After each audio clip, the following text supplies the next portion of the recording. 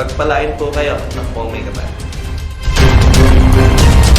Okay, welcome sa ating programa sa One on One with Chris Sanji. Kamusta po mga kalalawigan? At syempre, ngayong bagong taon, 2022, maraming bagong programa ang syempre gagawin po ng pamahalaan, ng mga private NGOs natin, ng government organization. At isa sa pinakamahal kong organization, syempre bilang bahagi po ng buhay ko ang pagiging volunteer sa Philippine Red Cross, ay pag-uusapan po namin ng administrator ng Philippine Red Cross Laguna Chapter ang mga programa, mga gagawin po namin for this year 2022. Ano yung inaasahan niyo po sa Philippine Red Cross Laguna Chapter? At ngayong araw na to, mapalad ako, kapiling ko po ang aming administrator, si Sir Frank Romero. Magandang araw po, Sir Frank. Magandang araw kasanggang Chris Sanji at sa ating mga tagapakinig at tagapanood. Kamusta po ang Philippine Red Cross Laguna Chapter sa ngayon? Ang ating pong Philippine Red Cross Laguna Chapter ay aktibo pa rin po na nagdadala ng mga programa at serbisyo sa ating lalawigan ng Laguna, sa ating pagtulungan po sa ating pamahalaan panlalawigan ng Laguna sa pangunguna ng ating butihing Governor Ramil Fernandez. And at the same time, lahat naman po tayo ng ating mga programa ay atin din po ikino-coordinate sa iba't ibang mga LGUs o sa iba't ibang mga mayors o city mayors dito po sa ating lalawigan ng Laguna.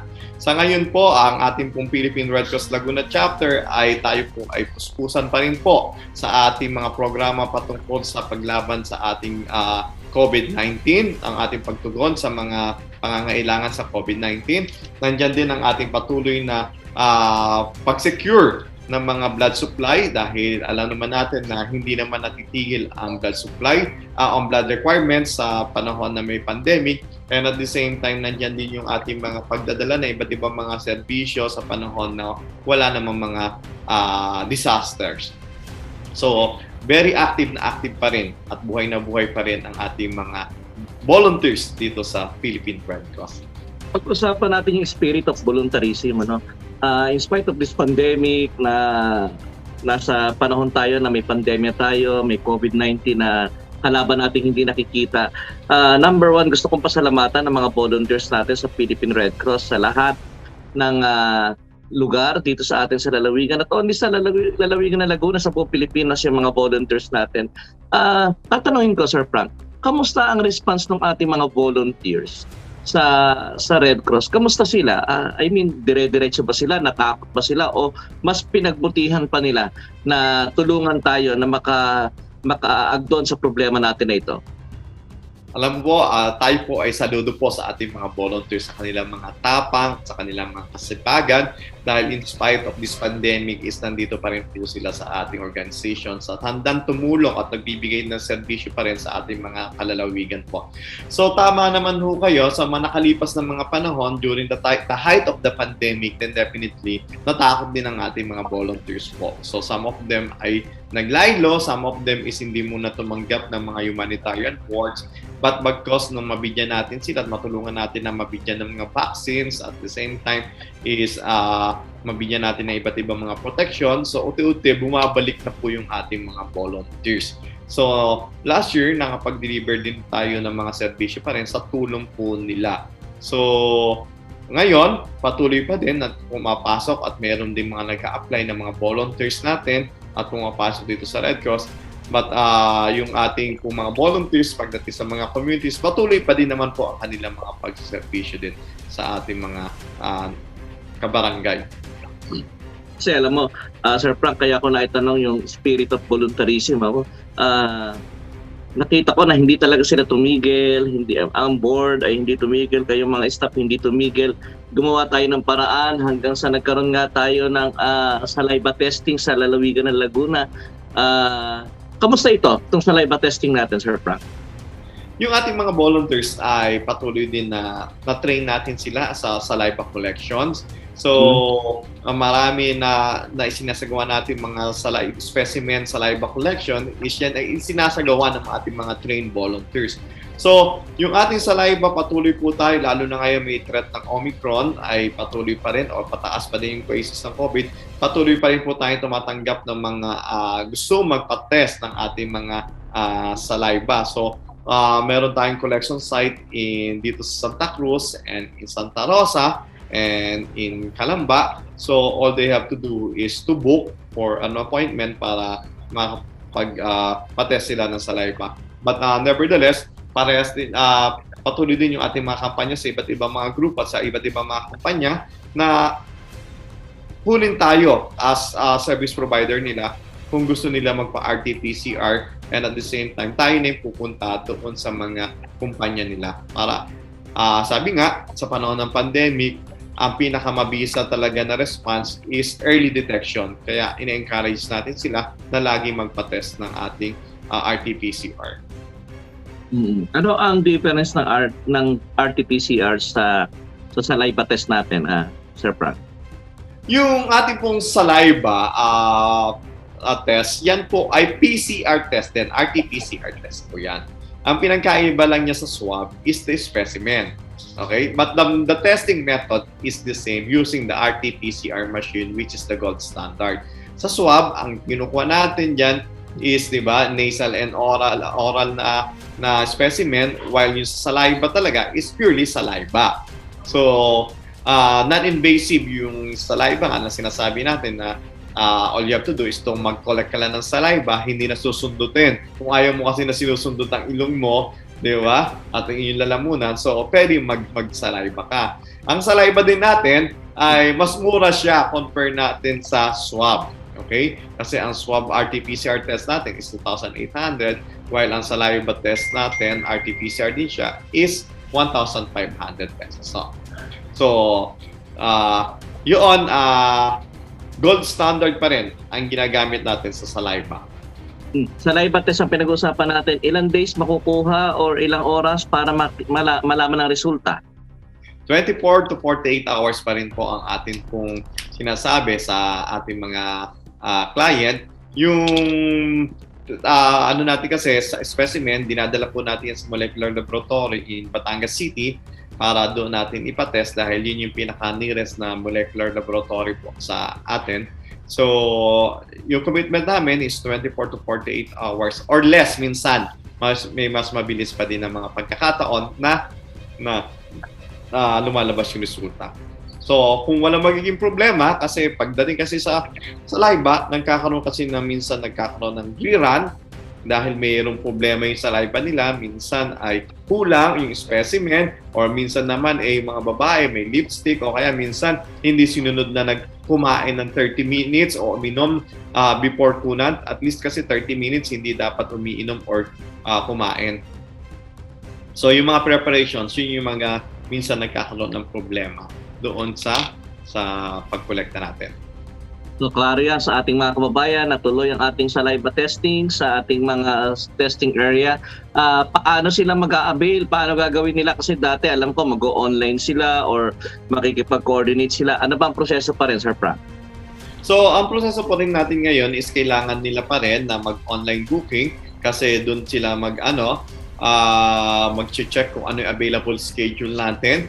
So, initially, pwede naman silang tumawag po sa ating pong hotline ng ating pong tawag dito, reservation officer o booking officer. Pwede po sila tumawag sa 501-1114 or 0917-322-4909. Pwede din naman sila mag-check po sa website po ng Philippine Red Cross or sa Google, search lang nila is yung saliva o RT-PCR test ni Red Cross. Makikita po din nila dun sa online booking na yon na makikita nila yung iba't ibang mga collection site or testing center ni Red Cross. So, pwede nila i-click, it's either Santa Rosa o Santa Cruz or Calamba, and then makikita na nila doon kung ano yung kanilang available schedule. So, doon pala makakuha na sila nung kanilang appointment po. So, Sir Frank, hindi ina-advise na mag-walk-in, tama ba? Yes, kasi kailangan po muna mag-register online para makagawa sila at mapag-fill up ng form po doon sa ating pong website. Kasi di ba meron tayong online na form na yun yung requirement ng laboratory and ng DOH na kailangan ma-fill upan natin. So, what if nando na sa ating blood bank, nando na, taga malayong lugar, taga Sinuluan or San Pedro, nagpunta sila kasi nalaman nila meron palang saliva testing sa area natin. Ano gagawin natin? Para lang meron tayong option. Okay, so we try to assist pa rin naman din sila sa pag-register dito sa ating mga site. So nagkakaroon tayo ng manual booking pero depende yun sa magiging available date, available slot kasi or schedule. So we can assist them para lalo na yung mga senior Meron ba tayong citizens or mga matatanda. May specific tayong day na kailangan yun lang ang ating aasahan na meron tayong collecting day natin ng Saraiva. Ang collection date po natin is Monday and Tuesday. Lalabas ang resulta niyan ng Wednesday ng gabi. Kasi yung pagdadala natin Wednesday. And then Thursday, Friday, lalabas yan ng Friday night o Saturday. So, yan yung turnaround natin ng mga schedules natin. No? So, maliwanag tayo sa Saliva Test. Dire-diretso pa rin po ito. Mag-online booking kayo. Tumawag kayo sa 501-1114 at yung binanggit ni Sir Frank na 0917 sa Globe. At pwede po kayo mag-online, mag-check po sa internet. Patulog po kayo sa mga anak nyo, sa mga apo nyo. No? Gagaling po maghawak ng cellphone yan. Ha? So, dire-diretso po. At yun po ay 1,500. Kinaklaro ko po, Sir Frank. Yan po ay mas mura dun sa ibang RT-PCR. Tama ba, Sir Frank? Tama po, 1,500 pesos po ang ating pong testing fee for the RT-PCR saliva test po. At inuulit lang po natin na tawag dito, ito pong saliva test is pwedeng gamitin for domestic travel lamang po. Kung kayo po ay bound for international travel, kailangan po ninyo is ang swab test po. So yun po kasi ang ino-honor sa iba't ibang mga bansa. Kasi may mga nagtatanong sa akin, Sir, babiyahe po ako ng Mindoro. Pwede po ba sa live test? Pwede. Yung sinasabi ni Sir Frank na domestic. Yung dito lang, sasakay kay Sir Flar, going to Davao or Cebu, or pupunta kayo ng Baguio City, tinatanggap itong sa live test natin ng galing sa Philippine Red Cross. Pero kapag kayo travel abroad, ay ang kailangan po ay talaga yung swab na maswab po kayo, yung talagang tinatawag nilang yung talagang may mga government agency na accredited na nagagamit talaga, nakalagay doon for travel abroad yung purpose noong testing. Tama ba, Sir Frank?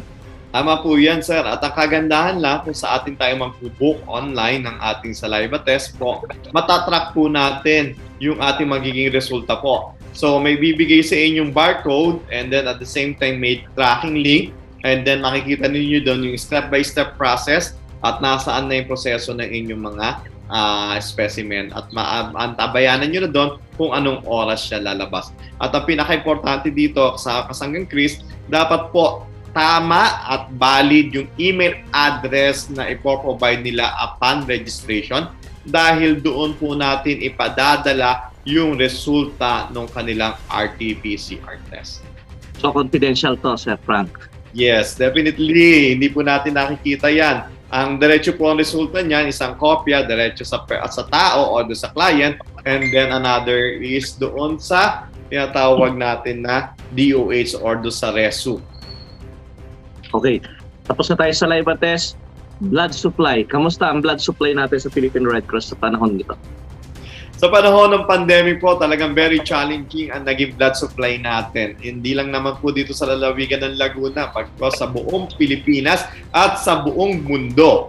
Kasi di ba, nung nagkaroon ng pandemic, tigil ang mga tao sa pagdodonate ng dugo dahil mga takot, baka takot lumabas because of the mga quarantine protocols, takot na baka mamaya ma-infect sila, di ba? So, naapektuhan yung ating supply but pinilit natin na matugunan at yung mga pangangailangan, hindi man natin 100% natugunan yung mga pangangailangan, but bagkos na itawid din natin yung ating mga pangangailangan sa dugo. Sa pamamagitan ng una, in-encourage natin yung mga patients relative na magdala ng sarili-sarili nilang blood donors na dapat yung blood donors nila is katulad ng blood type ng kanilang mga pasyente. Noong nagduwag so, ito yung tinatawag na patient direct. Tama ba, Sir Frank? Tama, Kasanggang Chris. Kapag wala kaming available na dugo, okay, para masalba natin yung inyong mga pasyente, kailangan nyo na po magdala ng donors na kasang blood type ng inyong mga pasyente at yun po ang itetest natin. So it doesn't mean nagdala kayo ng sariling donors, wala na tayong babayaran. Babayaran pa din po natin yung testing na ginawa sa dugo. Hindi natin pinagbebenta yung dugo. Yung testing lamang po ang babayaran po ninyo. So, Pangalawa, yung testing na hindi namin ko sa ating mga kababayan sasabihin, kala ko ba walang bayad ng dugo? Wala pong bayad ng dugo. Yung pong mga chemical na ginagamit para suriin po yung dugo bago isalin sa pasyente, yun po ang medyo may kamahalan. Ang gusto ko pong sabihin, ang Philippine Red Cross ay hindi po ito gobyerno. Ito po ay non-government organization. Ito po ay isang pribado, isang non-government organization na voluntarily ay nagkukolekta at nagtetest po ng mga dugo. So ang binibigay po sa ating dugo, libre po yan. Pero kailangan matest kung ito po ay safe isalin sa mga pasyente. Tama ba, Sir Frank?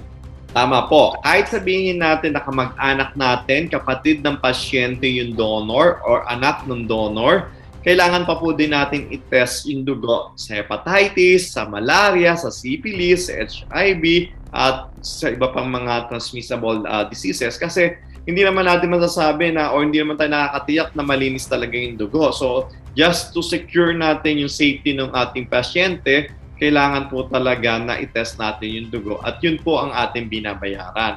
Ang ating pong binabayaran is base po sa itinilaga ng DOH na guidelines kung magkano lang yung pwede nating kolektahin. Okay, Sir Frank, maliwanag yun. At ulitin ko, yung mga nag-donate ako ng dugo, bakit ganon? Bakit hindi ako mabigyan ng dugo para sa kamag-anak ko? Ay, hindi na po uso yun. Sir Frank, pakipaliwanag nga po yun. Yung ating pong dugo na dinodonate po sa Philippine Red Cross sa loob po ng 35 days po, yan po ay na-expire. Kaya dumadating talaga sa panahon na, nag-donate ako, bakit wala na akong makuha ng dugo? So, definitely, kailangan po natin siyang ibigay sa iba't ibang mga pasyente na nangangailangan ng dugo. At di ba, nung time na ikaw kasanggang Chris ang nag-donate ng dugo, di ba nakalibre ka ng testing sa dugo mo, di ba? Nalaman mo kung ikaw ba ay may sakit o wala. Ang nagbayad kasi noon is yung tao o yung pasyente na nangailangan ng dugo mo. Kaya tayo nalilibre. So ngayon, kapag ikaw ay nag-donate, nangangailangan ng dugo, so ibig sabihin, hindi mo na dugo yung ilalabas sa blood bank. So, kailangan pa rin natin bayaran yung testing na ginawa doon sa dugo na kukunin mo para masiguro natin na ligtas yung pasyente pasyente mo na pagsasalina ng dugo. So, hindi po unlimited or na-expire talaga yung dugo, ha? Maliban lang niya kung yan ay fresh frozen plasma na tumatagal ng 1 taon dahil nasa freezer siya. Pero ang dugo po, as early as 5 days po, yung mga platelet natin or yung mga plasma natin, other components natin, 5 days lang ang lifespan yan. Kaya, ina-encourage namin na every 3 months, mag-donate ng dugo para sa ganun po is ma-meet natin yung mga demand, matulungan natin yung mga pasyente na nangangailangan ng dugo. Kaya ako walang tigil sa pagpapahikayat, paghihikayat sa ating mga kababayan na yung mga organization ay magkaroon po ng bloodletting activity. Sir Frank, natatakot na yung ibang organization, pero meron tong Department of Health ruling, meron tong ruling din sa IATF. Ikaw nga magpaliwanag, Sir Frank. Tama po. Kaya siguro naging mahirap ang supply ng dugo last year nung kasagsagan ng pandemic dahil una, bawal ang gathering, pangalawa, quarantine, bawal lumabas. Pero ang Department of Health po natin and ang ating IATF ay naglabas po ng guidelines na kung saan pinapayagan po na magsagawa ng mga bloodletting activities sa iba't ibang mga barangay, magkaroon ng maliit na pagtitipon para sa mga donors para maisagawa at maidaos yung ating mga bloodletting programs. Kasi nga po, hindi tumitigil ang pangailangan ng mga pasyente sa dugo. And at the same time, wala naman other alternatives na gamot na replacement para sa dugo. Kaya po, pinahintulutan na makapag-donate ng dugo yung mga tao po. Kung atin hindi matatandaan, naglabas din ng DOH guidelines noon na kung kasagsagan ng kahigpitan sa mga checkpoints, naglabas din po ng passes para sa mga donors para yun ang pakikita nila na yun ang katibayan na sila ay pupunta sa Red Cross or sa mga blood bank para mag-donate po ng dugo.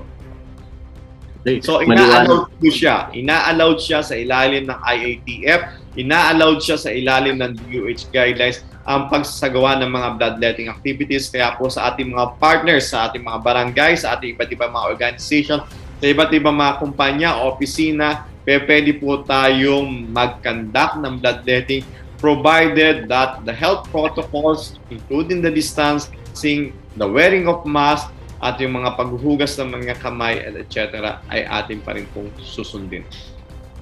Maliwanag yan, Sir Frank. Kaya ako, wala akong tigil. Thank you Wala very much, Kasanggang Chris. Alam ko naman na hindi ka tumitigil dahil ang dami din na nagpapatulong sa iyo sa mga tiga-Kalamba, di ba? So, sa iba't ibang mga syudad dito sa Laguna na makakuha ng dugo. Okay? So, maraming salamat din sa pagtulong mo sa amin sa pagbibigay ng information sa kanila kung paano natin may sasalba yung kanilang mga buhay. Okay. Tapusin na natin usapan sa dugo. Diretso po tayo. Kung may bloodletting activity tayo, mag-coordinate po kayo sa amin. No? Tutulungan po namin kayo para makakuha po ng schedule. So kami naman po, siyempre ata-atado din po. Hindi yung ura-urada. Kailangan may schedule. Bukas gusto namin mag-bloodletting activity. Ay, wag naman. Kailangan naman po, may mga preparation din po yan. Kasi meron din po inihahandang parang medical team na pupunta po dyan. Hindi naman pwedeng basta kukunan ka ng dugo lang. Hindi ka pwedeng check upin ka muna, titignan yung hemoglobin mo, ikaw ba'y mataas ang dugo mo, yung BP mo. So kailangan may mga health protocols na sinusunod. No? Okay, Sir Frank. Blood bank ang pinag-uusapan natin. Meron na tayong blood bank sa Kalamba. Salamat kay Governor Ramil sa pamahalang panlalawigan sa paglalagay ng blood bank dyan. And soon, ikwento mo nga itong ating sa City of Santa Rosa, magkakaroon tayo ng blood bank. Makikinabang dito ay first district ng ating lalawigan. Kamusta po ito? Tama ka dyan, Kasanggang Chris, Sanji. Kung ating maalala ng ating mga televiewers dati, hirap na hirap tayo sa pagkuha ng dugo. Kasi dito pa sa Santa Cruz tayo kumukuha ng dugo. Di ba? Ito lang yung nag-iisang blood center noon sa lalawigan ng Laguna. Mabuti, malaking pasasalamat tayo sa ating butihing governor dahil pinagpatayo din tayo ng blood center din sa Kalamba. Pero nakita din natin na yung mga tiga First District dahil sa sobrang traffic, di ba, medyo lumalayo yung tumatagal na yung travel time, nakita din natin that there's a need na magtayo ng blood center din sa Santa Rosa City. Kaya tayo po ay lumapit po sa ating pumbutihing Mayor Ardin Arcillas ng Santa Rosa City para ilatag sa kanya yung ating mga plano at kagustuhan natin na mapagtayo din ng blood bank o blood center sa City of Santa Rosa. So hindi naman tayo binigo ng ating butihing mayor because nagkaroon na nga tayo ng groundbreaking last October 29 sa Santa Rosa at sinisimulan na po yung pagko-construct po ng ating blood center sa City of Santa Rosa. So inaasahan po natin na at the mid of 2022 magbubukas po ang ating blood center in Santa Rosa at hindi na mamumblema pa yung mga tiga San Pedro, Binyan, Santa Rosa or kahit Kabuyaw na pumunta pa sa Kalamba para kumuha ng dugo. So, ang programa po talaga ni Red Cross, ang layunin natin is ilapit talaga yung serbisyo ni Red Cross sa mga tao. Okay. Thank you sa city government. Ito pa, mayroon pang ginagawa yata at mayroon nag-donate din ng lupa sa Sinuluan. Pakikwento mo na rin, sir. Tama ka dyan, kasama Chris Sanji, talagang very updated kayo, okay? So, kahit sabihin naman natin na malapit na yung 4th District, di ba, nasa Santa Cruz sa Kapitolyo, but still nakita din natin na medyo malayo din yung Siniluan. So, na-identify natin since the municipality of Siniluan is sa mga progressive at very supportive din si Mayor Leo Pando. So, nakipagtulungan tayo doon at ngayon po ay tayo po ay binigyan ng ating mayor ng Siniluan ng isang lupa na nagkakasukat ng 500 square meter doon po sa Siniluan na kung saan yan po ay pinaplano natin pagtayuan na din po ng ating blood bank po doon sa area. So this time naman, hindi lang tiga 4th District ang ating masisilbihan, hindi lang tiga 4th District B, bagkos tinatarget din natin na matulungan din yung mga tiga Infanta, tiga Real, General Nakar, o tsaka yung mga East Rizal. Kasi kung makikita natin yung mga tiga Infanta, dito pa nababa sa Santa Cruz para kumuha ng dugo. Di ba? So masyado malayo yung travel time. Minsan yung mga tiga Tanay, dito pa din bumababa sa atin sa Santa Cruz. So at least, ang layunin naman natin sa Siniluan is hindi lang mga tiga-lalawigan ng Laguna. ang matulungan bagkos yung mga karating lalawigan din natin is matulungan natin. Alam naman natin na likas naman sa mga tiga-Lagunense ang maging matulungin, di ba? Kaya ito po ay ating pong nilalayon na sana ngayong taon din na to ay mabuksan natin yung ating Siniluan branch po. And patuloy din, panawagan natin sa ating mga donors, mga partners natin. Kung gusto nyo po mag-donate, we are very much willing para po maipatayo at mapabilis natin ang pagbubukas ng Siniluan branch natin. Okay, nasa huling bahagi na tayo, Sir Frank. Ano ang mandate? Ano ang bilin sa inyo ng ating chairman ng Board of Governors, ni Senator Richard Gordon, sa mga galawan natin na to sa pagtulong sa ating mga kababayan? Ano yung mandato niya?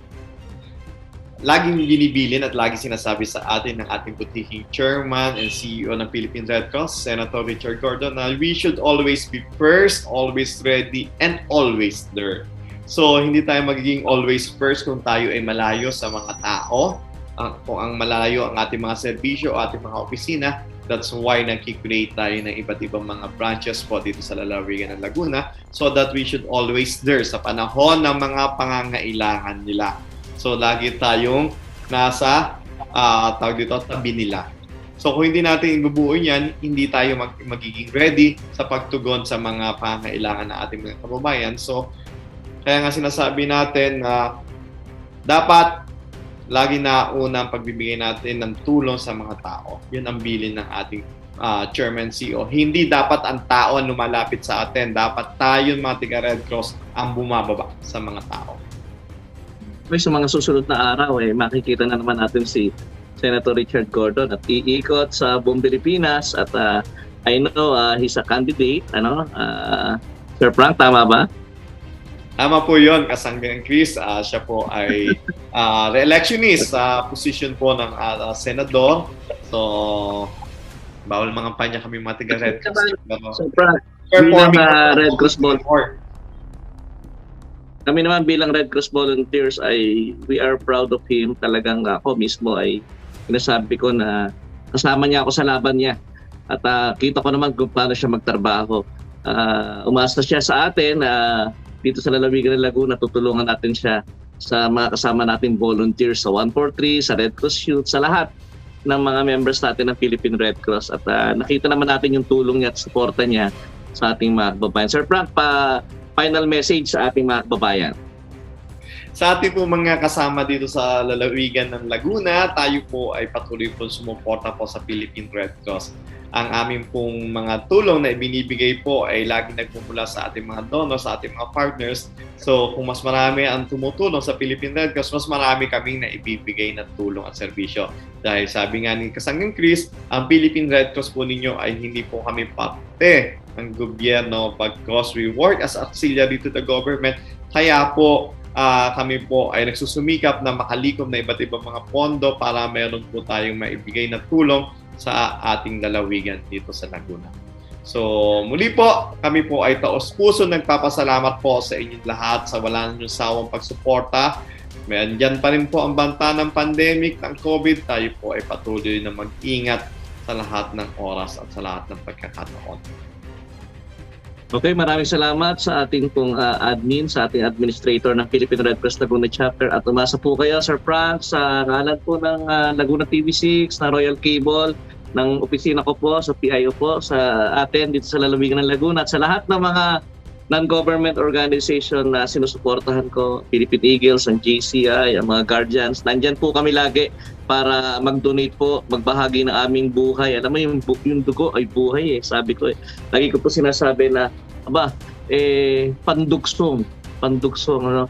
Kung minsan, medyo malungkot, nabigyan mo na ng dugo, pero namatay din ang pasyente. Pero at least, nakapagdagdag ka ng buhay, nakapagdagdag ka kahit papaano. No, kahit pa paano, meron naman nakakatsamba, nakakaligtas, talagang matindi. Swertuhan at milagro, ay swerte at kami ang nagbibigay ng dugo. Tayo ang nagbibigay ng dugo. Kaya saludo po tayo sa lahat ng volunteers, Sir Frank. At kami naman po, dito ulitin ko, sa pamahalang panlalawigan, si Governor Ramil Hernandez, lagi po nakasuporta sa atin pong mga programa sa Philippine Red Cross. Ang aking pong ka-back-to-back, after po nito, ay makakapiling po natin ang ating Vice Governor Attorney Karen Agapay.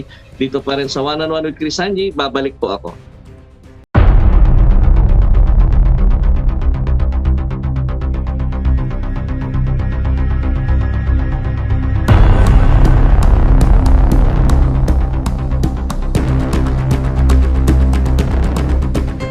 Topic ng mga kabayan, ako po ni Nicholas Sanji. Pagpalain po kayo ng